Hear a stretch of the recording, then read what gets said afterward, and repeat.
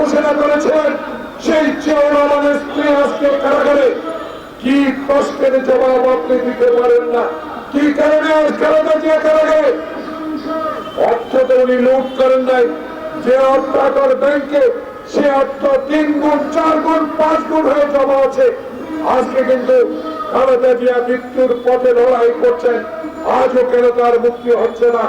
কি অন্যায় করেছে মির্জা আলমগীরের মতো একজন সজ্জন ব্যক্তি, যিনি আজ কারাগারে, তার ওজন কমে গিয়েছে 5 কেজি।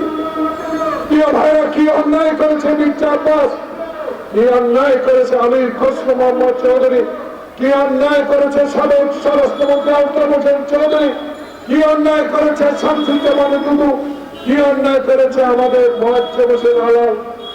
এই জবাব আপনি দিতে পারবেন না, কারণ 28 তারিখে আপনার মাথা খারাপ হয়ে গেছে।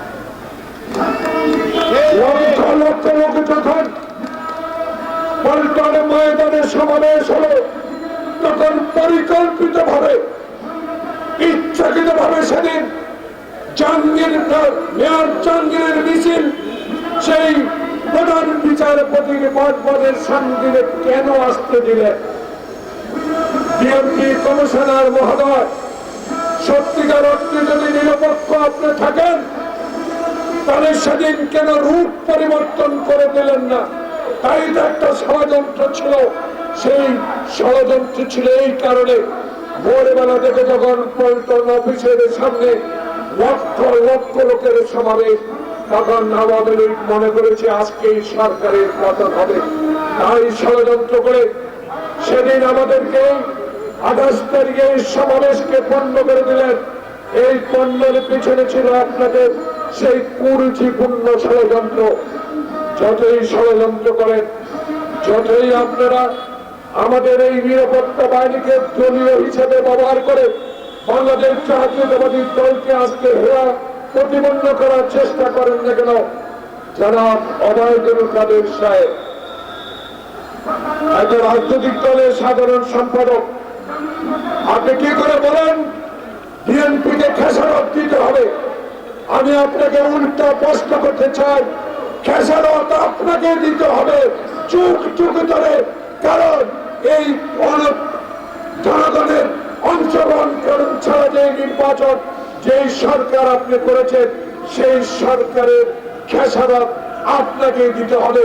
যেখানে সীমান্তে গুলি হচ্ছে, যেখানে আজকে মানুষ ক্ষমতার বাইরে চলে যাচ্ছে, অর্থনৈতিক মেরুদণ্ড ভেঙ্গে তছনছ করে দিচ্ছে, আজকে রাজনৈতিক সংগঠন তৈরি করেছেন, সেই রাজনৈতিক সংগঠন তৈরি করে বাংলাদেশের ইতিহাসে আপনি যে কলঙ্ক সৃষ্টি করেছেন, এর জন্য খেসারত আপনাকে দিতে হবে। অপেক্ষা করুন, সময় খুব কাছে, আপনাকে এই খেসারতের জন্য জনগণের কাছে দায়ী করতে হবে। তাই আজকে বাংলাদেশের ইতিহাসে যে কলঙ্কগুলো আপনারা তৈরি করেছেন, এই কলঙ্কের জন্য আপনারা দায়ী থাকবেন। বাংলাদেশে গণতন্ত্র দিতে হবে, ভোটাধিকার ফেরত দিতে হবে, কারণ আপনারা এই শেয়ার বাজারে লুণ্ঠন করেছেন, আপনারা ব্যাংক ডাকাতি করেছেন, আপনারা বাংলাদেশের গণতন্ত্র হত্যা করেছেন।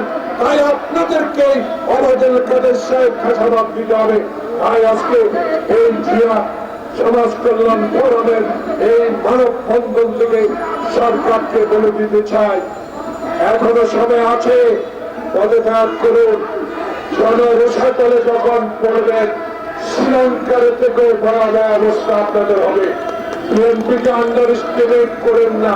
বিএনপি জনগণের দল, বিএনপি শহীদ জিয়ার দল, বিএনপি খালেদা জিয়ার দল, বিএনপি তারেক রহমানের দল, বিএনপিকে যুব দল, ছাত্র দল, স্বেচ্ছাসেবক দল, কৃষক দল, শ্রমিক দলের মতো শক্তিশালী সংগঠন ইনশাআল্লাহ রাজপথে আছি, রাজপথে থাকবো।